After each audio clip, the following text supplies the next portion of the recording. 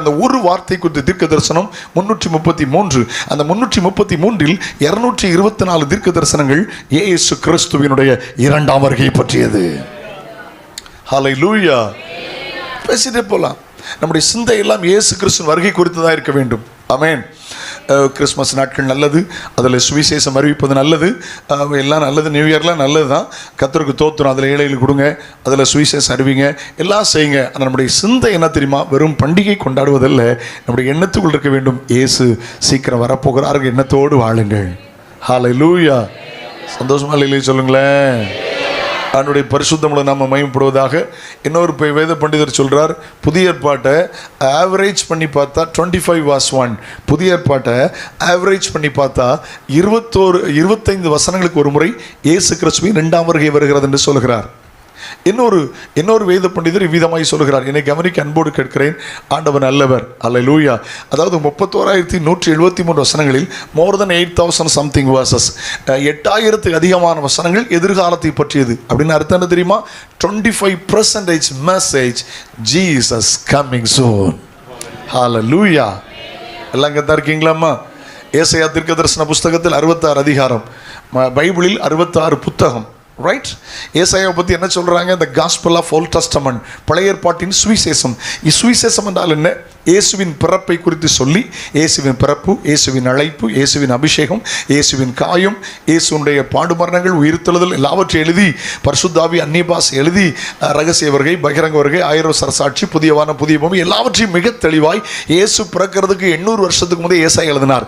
ஏசாயா தீர்க்கதரிசி எழுதினது போல இயேசு பிறந்தார். ஏசாயா சொன்னது போல இயேசு கிறிஸ்து காயப்பட்டு மரித்தார். ஏசாயா சொன்னது போல பரிசுத்த ஆவி பற்றி அந்நிய பாஷை ஜனங்கள் பேசினார்கள். நீங்கள் புதிய ஏற்பாட்டில் வாசித்து பார்க்கும்போது ஏசாயா தீர்க்கதரிசனால் உரைக்கப்பட்டது நிறைவேறும்படி இப்படி நடந்தது எழுதியிருக்கிறது.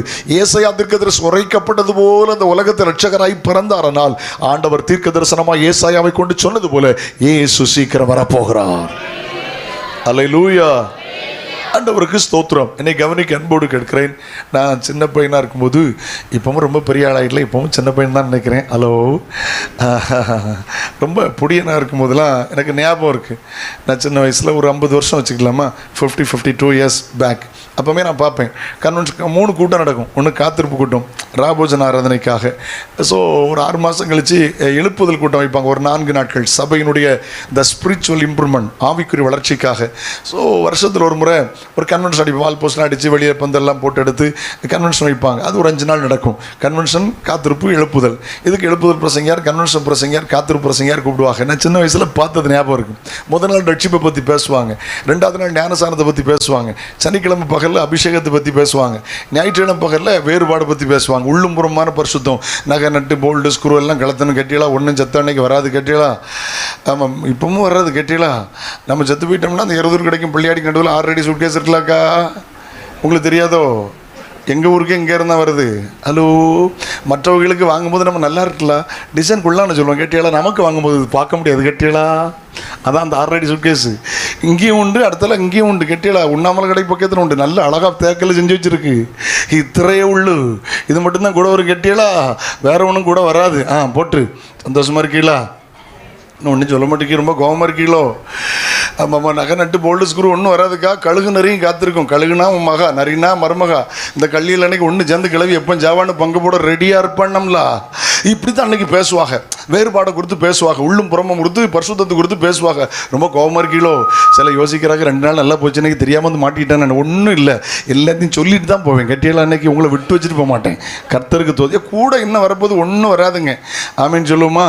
பெரிய பணக்காரன்னு கெட்டுக்கிட்டா மாற்றி உள்ள வைக்க போகிறாங்களா? ஹலோ. இவர் நம்ம ஆடி காரில் தான் போவார்னு சொல்லி உள்ள வைக்க போகிறாங்களா? பிரேதப்படி தூக்கிட்டு போகும்போது வேணா ஆடிட்டே போக முடியும், ஆடி கார் குழிக்குள்ளே வராது. ஹலோ. இன்னும் ஒன்றும் பேச மாட்டேங்கியே, ஒன்றும் கூட வராதுக்கா. அந்த உலகத்தில் எதுவும் வராது. ஆமேன். போட்ட ட்ரெஸ்ஸோடு தான் போகணும். ஆமேன். ஒன்று மட்டும்தான் வரும். பிறக்கும்போது ட்ரெஸ் இல்லாமல் பிறந்தோம், போகும்போது ட்ரெஸ்ஸோடு போவோம். அந்த ஒன்று தான் நடக்கும். இன்னும் ஒன்றும் பேச மாட்டேங்கியே. அவன் பிறந்த உடனே குளிப்பாட்டினாக்க செத்த அன்னைக்கு ஒரு குளிப்பாட்டம், தோண்டி போகிற நாளைக்கு குளிப்பாட்ட முடியாதுல்ல. இந்த ஒன்று தான் நடக்கும்னே. இன்னும் ஒன்றும் சொல்ல மாட்டேங்கியே. ஆமாம், அது அப்படி போயிடும், மண்ணுக்குள்ளே போயிடும்.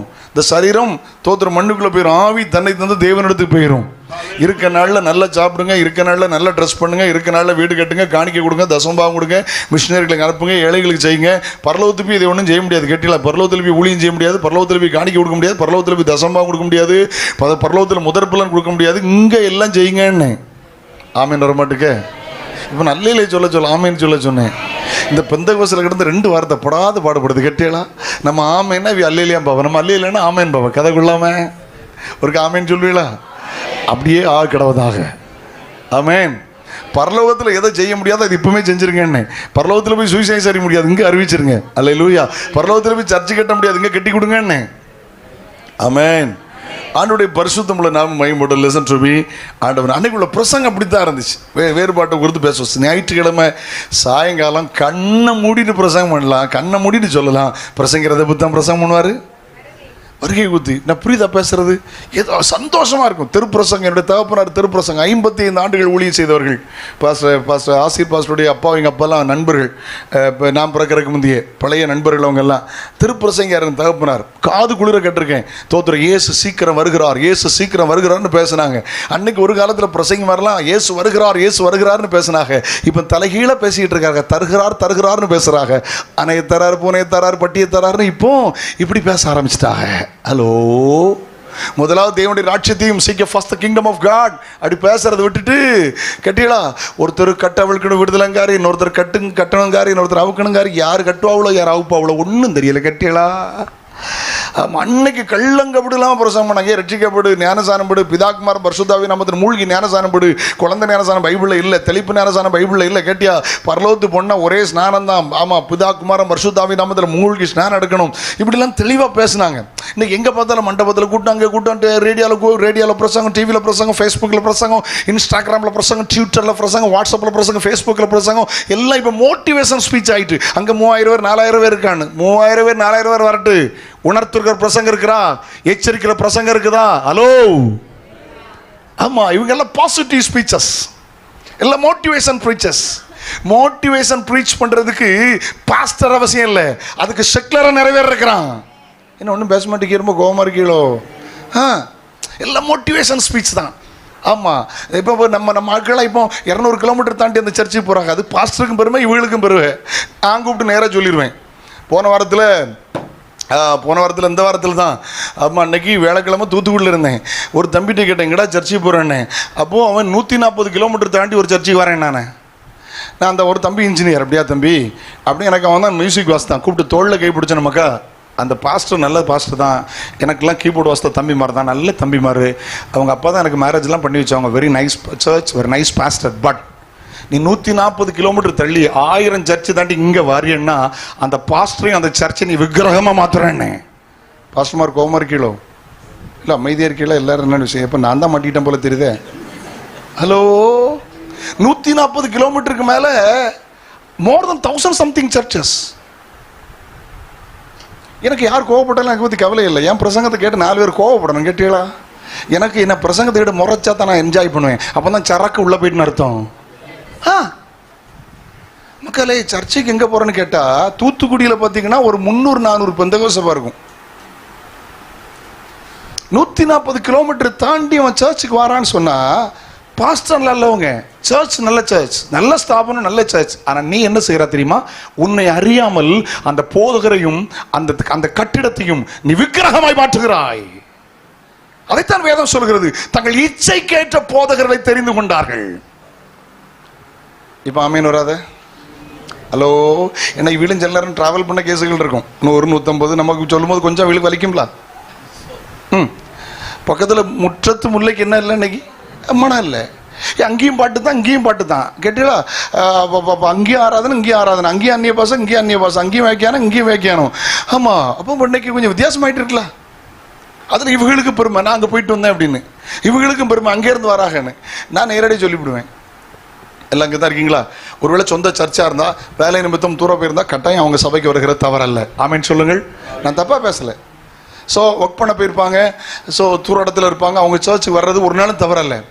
ஆனால் நம்முடைய மக்கள் ரொம்ப ஹீரோவை மாற்றிக்கிட்டு இருக்காங்க ஊழியர்களை. ஒன்றை மட்டும் புரிஞ்சுடுங்க, ரியல் ஹீரோ ஏசுநாதர் மட்டும்தான். பாஸ்டர் MTKH படிச்சிருந்தாலும் சரி, MD பண்ணியிருந்தாலும், நீ ஏசி சர்ச் வச்சிருந்தாலும் நீ hero. You are a hero. Real hero Jesus is only. இயேசுநாதர் மட்டும்தான் ஹீரோ. மரித்து அடக்கம் பண்ணப்பட்டு உயிர் தொழுது உயிரோடு இருக்கிற இயேசுநாதர் மட்டும்தான் ஹீரோ.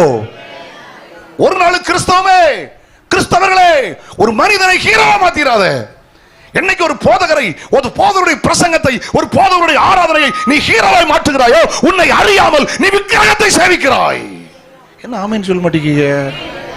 எங்க போயிட்டு இல்லை அன்னைக்கு? அவளுக்கு ஒரு பெரிய பெருமை. அந்த சர்ச்சைக்கு போனோடனே பொறுப்புலாம் கொடுத்துட்டாங்க. பொறுப்பு என்ன பொறுப்பு தெரியுமா? கழுத்தில் ஒரு ட்ராக் கட்டி பயலாங்க பைக்கு காக்க விட்டுருக்கு. பழைய சர்ச்சில் இருக்கும்போது மரியாதை உள்ள இருந்து கையடிச்சு பாட்டு பாடிக்கிட்டு இருந்தான். இப்போ அங்கே போனோட நிறைய பொறுப்புலாம் கொடுத்துருக்க. கழுத்தில் ஒரு ட்ராக்கை போட்டு இந்த பயலை தெருவில் விட்டு இங்கே காரெல்லாம் பார்க்க விட்டுருக்கு. இவனுக்கு எங்க சர்ச்சில் இருந்த இவர் எனக்கு ஒரு பொறுப்பு வந்துடும். இப்போ என்ன பொறுப்பு தெரியுமாலே? உள்ள போய் அந்த ஆராதில வழியில் அங்கே சர்ச்சுக்கு அங்கே ஒன்றும் தப்பு இல்லை, ஒளிஞ்சிற தப்பு கிடையாது. இதான் பொறுப்பு அவங்களுக்கு. போன உடனே கழுத்தில் ஒரு டேக்கம் போட்டு விட்டு அங்கே நின்று இவருக்கு ஒரு நாளும் உள்ளே போக முடியாது. அந்த ஜப்பானி 40 வயசு வர வெளியே அலங்கால வாசல் வெளியே இருந்தா பார்த்தீங்களா? ஆமா, என்னைக்கு மிராக்கல் வருமோ அன்னைக்கு தான் உள்ள போவான். எல்லாம் இங்கே தான் இருக்கீங்களா? நம்ம தேசத்தில் தானே உட்காந்துருக்கோம். எந்த ஊழியரை நான் குறை சொல்லலை, ஜனங்களுடைய நிர்பந்த நிலைமைகளை நான் சொல்றேன். ஹல்லேலூயா. அன்னைக்குள்ள பிரசங்கள் அப்படி தான் இருந்த. கடைசி நாள்ல பேசுவாங்க, இயேசு வரப்போகிறார், நியாயத்தீர்ப்பை பத்தி பேசுவாங்க. பயம் உண்டாகும், ஜனங்கள் மனம் திரும்புவார்கள். உண்மையேதான். பேசிட்டு போன நேரம் ஒரு பெரிய செய்தி சொல்லணும்னு ஆசைப்படுறேன். பாடல் எப்படி இருந்துச்சு? அன்னைக்குள்ள பாடல்கள் தரமான பாடல்கள். நம்ம வயல் சாரணம்மா, சாரணரஜம்மா, ஐயா நடராஜமுலையார், நம்ம தலைமுறையில் ஆண்டவர் எழுப்பி தந்த அன்பு தகப்பன், அன்பு அப்போஸ்தலன் ஃபாதர் பர்க்மன்ஸ். பாட்டு தான் வசனம் தான் பாட்டு. வா, சூப்பர்ல. அதுக்கு இடையில இப்போ சிறைய புது பாடல்கள்லாம் முளைச்சிருக்கு. இந்த காளான், மழை பெஞ்சா சில காளான் முளைக்கும், நல்ல காளானும் முளைக்கும், பேக்காளானும் முளைக்கும். கட்டியலா மாற்றி எடுத்து சாப்பிட்டா செத்துறப்படாது. குழப்பம். பேக்காளான் சாப்பிட்டு அங்கே கொடைக்கானல்லாம் கேரளாவில் இருந்து காலேஜ் போயில செத்து போயிட்டான். அது பேய்க்காளான்ல. சினிமா பாட்டு, சினிமா ராகம், சினிமா தாளம். 40 நாள் ஃபாஸ்டிங், 41 அம்மா ரெக்கார்ட் பண்ணாங்க. All is gold. அத்தனை பாடல்களும் தரம் உள்ளது.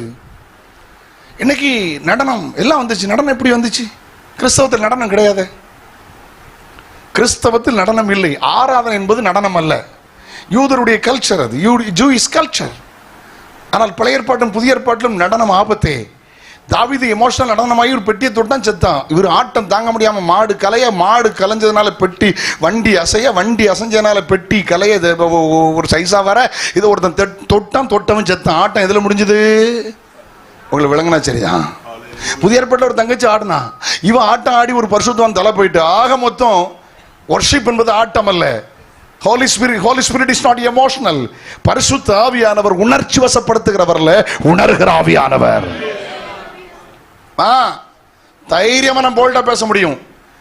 ஆராதனை என்கிற போர்வையில மேல கடந்து பேய் மாதிரி எவன் ஆடுதானோ அது வொர்ஷிப் அல்ல. அவன் தலையில இருக்கிறது பிசாசின் ஆவி, the spirit of Lucifer. ஏய் ஹல்லேலூயா. எங்கே போகிறது கிறிஸ்தவம் இன்றைக்கு? அன்னைக்கு நான் சொன்னோம்ல, கீபோர்டு, கம்போசர், பேடு ஒன்றும் கிடையாது. கேட்டீங்களா? ஒரு கொட்டு உண்டு, பெட்ரோமஸ் லைட்டும் உண்டு. அப்போ அந்த எழுப்புதல் திருப்பி வரணும்னு நான் கேட்குறேன், அதை வாஞ்சிக்கிறேன். அடிச்சு கொட்டு அடிச்சு பாட்டு பாடி மேகம் மீதில் இயேசு வாரார்னா பரலோகத்தின் அபிஷேகம் இறங்கிச்சு. This is a real revival. ஆமென் சொல்லுவோமா? அல்லேலூயா. அடிச்சு கை அடிச்சு பாட்டு பாடி ஆமென், கர்த்தருக்கு ஸ்தோத்திரம். ஆமென் சொல்லும். அன்னைக்குள்ள பாடல் அப்படிதான் இருந்துச்சு. இயேசுநாதர் வருகை பற்றி பாடினாங்க. இயேசுநாதர் வருகை பற்றி செய்தி. ஓகே,